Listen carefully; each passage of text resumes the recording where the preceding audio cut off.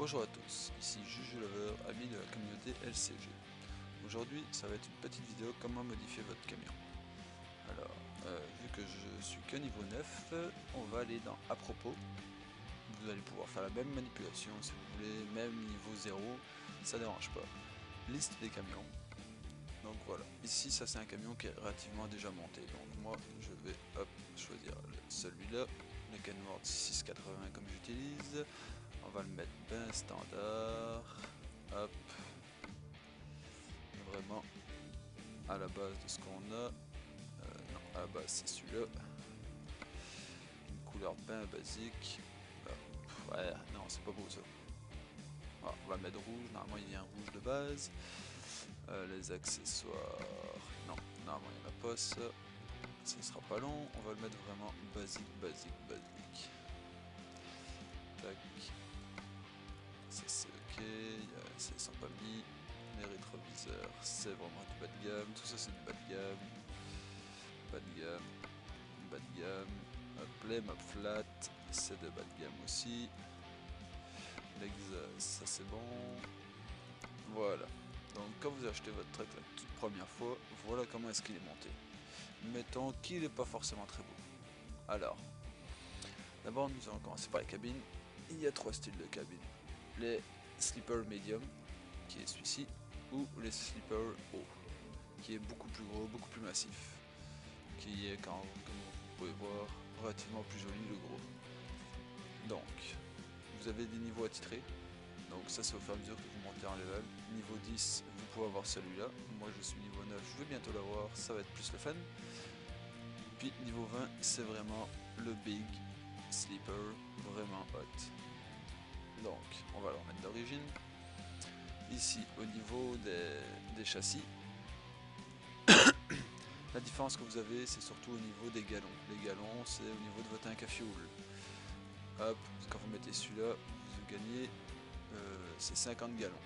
Donc 50 gallons, un gallon fait, si je me rappelle bien, 4,56 litres. Donc faites le calcul vous-même, ça vous fait une meilleure autonomie sans devoir remettre du diesel. Après vous avez celui-ci, comme vous pouvez voir directement, il y a tout qui s'est modifié. C'est directement un long châssis, celui-là vous pouvez l'obtenir niveau 10, pareil vous gagnez 20 gallons. Et pareil ici de 20 à 300 gallons. Donc on le remet d'origine. Au niveau des transmissions, non pas de transmission, désolé, les moteurs. Donc vous avez le moteur Cummins qui développe 370 chevaux, ça c'est votre moteur de base. Après vous avez le Packard MX-13, ça c'est à partir du niveau 6, qui développe 455 chevaux. Après vous avez le MX-13 500 chevaux, ça c'est celui que je côtoie tous les jours. Puis vous avez le Cummins avec 550 chevaux. Question vitesse de pointe, vous verrez pas une grosse différence, mais sur la tire, ça va beaucoup aider au niveau dans les montées, d'être rendu avec des moteurs plus performants. Au niveau des boîtes de vitesse, alors la 10 vitesses standard, ici c'est la 10 vitesses ultra shift, la 13 vitesses standard, je ne pense pas qu'il y ait une 13 vitesses ultra shift, non. Tout ça on est toujours dans le Eaton. 18 vitesses Eaton régulière.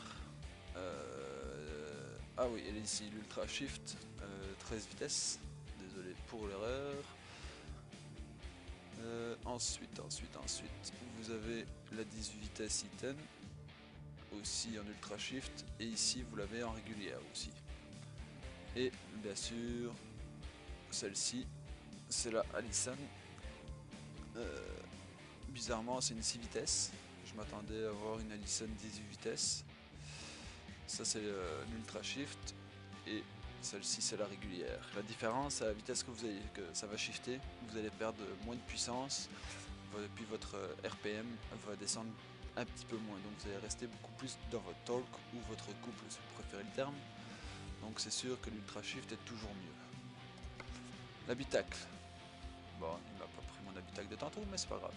Ça, c'est les différents habitacles que vous pouvez avoir. Niveau 10, vous débloquez ces deux-là. Après, au début, vous avez le choix entre ces deux-ci. Si vous préférez plus couleur bois, c'est sûr que vous allez avoir hâte d'être niveau 10.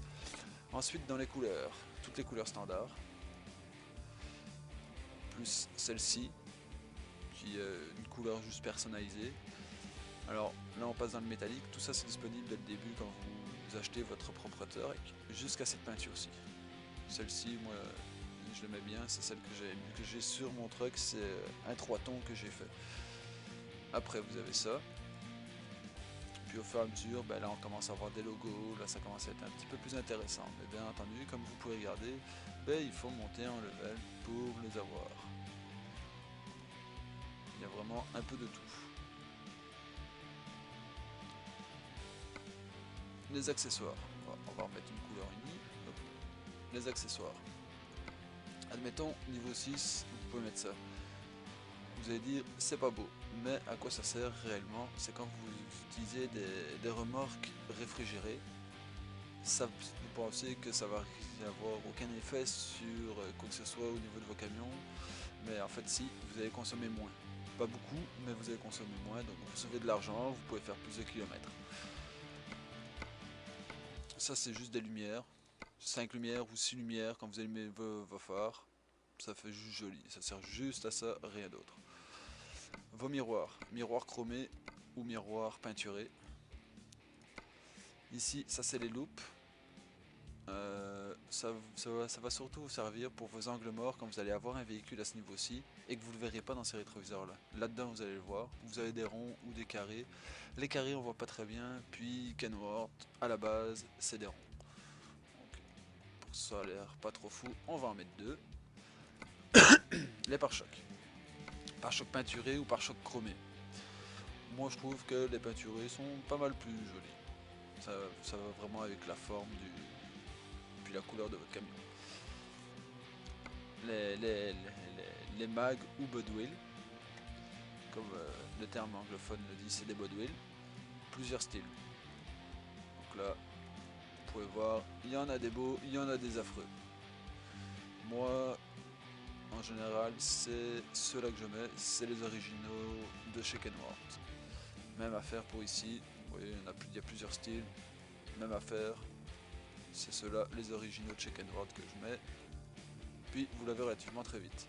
Au niveau des pneus, contrairement à Euro Truck Simulator, il y avait quelque chose qui modifiait au niveau de votre tenue de route, la consommation. Ici, pas du tout, c'est vraiment suivant votre style. Si vous voulez pas dépenser de l'argent, vous gardez les Dynamics, puis c'est ça. Sinon, après, c'est suivant ce que vous préférez. Comme moi, sur mon truck à moi, ça sera les Roadmaster. J'aime bien la marque. Au niveau des échappements, alors, vous avez soit double, soit celui-là que je ne sais pas du tout où est-ce qu'il s'en va. On dirait qu'il tombe plutôt straight pipe. Straight pipe, c'est-à-dire pas de sortie du tout. Ou elle est tout simplement en dessous. Mais bon, moi je trouve que double sortie, c'est tellement plus joli. Au niveau des maps flat, donc les garde-boue, les originaux sortent quand ça sort de l'usine, c'est ceux-là. Après, vous pouvez avoir ceux-là aussi, ou ceux-ci. Ceux-là, c'est quand vous achetez votre truck sur Eurotruck, ça va être ceux-là de base. Mais les originaux de chez Kenworth, c'est les blancs. Ensuite, ça sert juste à une chose. Avoir ici peinturé en rouge. Sinon, ça sert à rien d'autre. Vos poignées de porte. Comment dire? Ça c'est vraiment basique, pas de contour. Avec un contour chromé. Avec juste l'intérieur. Plus de contour, mais l'intérieur est chromé à la place d'être noir mat. Le petit rétroviseur ici, je vous dirais que moi je l'ai mis pour le mettre le plus original possible. Mais je m'en suis jamais vraiment servi. Ici, ici c'est vos pare-bœufs. Donc chromé ou noir. Avec la forme qui change un petit peu. Moi pour le moment j'ai pas le level pour mettre le noir. Donc moi c'est celui-là. Je verrai suivant les peintures que je ferai sur mon truck, suivant le design et autres, ça va peut-être l'un ou l'autre. Mais je pense que noir ça sera pas mal celui que je vais mettre. À part ça,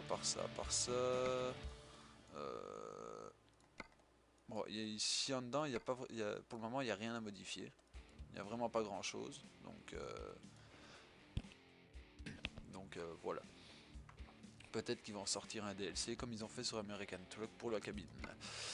On va mettre le sleeper. Puis on va aller en dedans. Malheureusement, je trouve que la caméra ne se tourne pas assez. Mais dans le jeu, vous devriez pouvoir tourner plus la caméra pour voir en dedans du sleeper. Donc voilà, c'était un petit survol, comment monter un truck sur American Truck Simulator. D'autres petites informations que je voulais vous donner, le tableau de bord, si vous voulez, j'ai des photos des vrais tableaux de bord des Kenworth 680 et 880. Je vous les mettrai sur le forum, puis vous pourrez comparer que les cadrans sont exactement les mêmes, avec le DPF ici, vos tanks à l'air, votre pédale de break,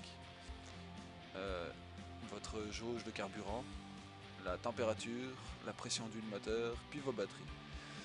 Juste la différence, c'est que les trucks que je côtoie tous les jours, moi ce n'est pas un cadran numérique ici, moi c'est tous des cadrans ronds avec mon turbo, plus plein d'autres petites bébelles. Là, je vous les mettrai sur le forum, puis vous allez pouvoir le découvrir par vous-même. Mais sinon, la radio elle est toujours bien là, puis tout ce qui est système de chauffage habitacle est toujours ici. Donc voilà, c'était ma petite vidéo de présentation de comment monter un truck sur American Truck Simulator. Bonne route et amusez-vous bien.